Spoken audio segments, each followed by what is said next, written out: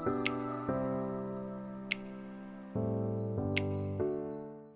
I'm Priyanka Prakash, and I'm a technical writer at Datadog. If you work in technical marketing, technical writing, product management, or a related field, you regularly have to communicate technical information and often to a non-technical audience. Of course, the best practices for communicating a technical product depend on what exactly the product is and the channel or forum in which you're presenting the product. However, there are three basic pointers to keep in mind to help you communicate a technical product simply, clearly, and effectively. Tip number one is to start with who and why. It can be easy to get caught up in the details of a technical product and miss the bigger picture. When communicating a technical product, there are two questions that you should ask yourself at the very beginning to frame the discussion. One is who is using the technical product or who would benefit from using it. And two is why does your target audience use the product or why should they? The focus on who and why will help you keep your message on point.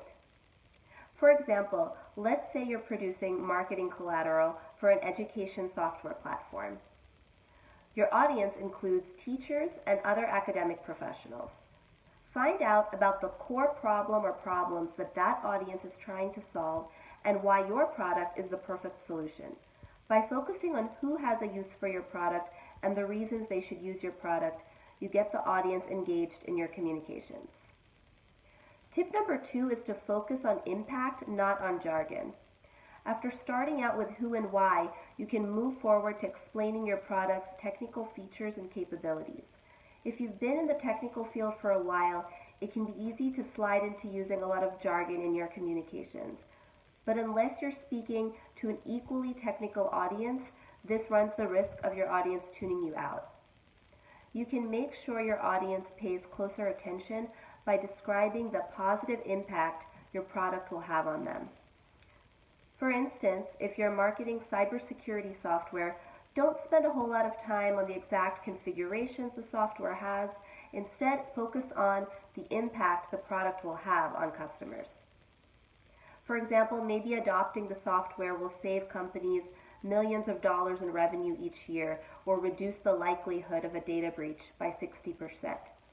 Tip number three is to use visual assets effectively to fill in the details. Using a technical product can be complex or entail several steps. For example, an app might integrate with other software tools or have customizable settings. In such cases, simply writing about the product might leave prospects and customers feeling confused. A diagram, screen recording, or a demo can showcase the advantages your product has over competitors. Let's say you're marketing a website builder and want to show that your websites will look great on mobile. You can easily prove your point by showing prospects a sample site on your phone.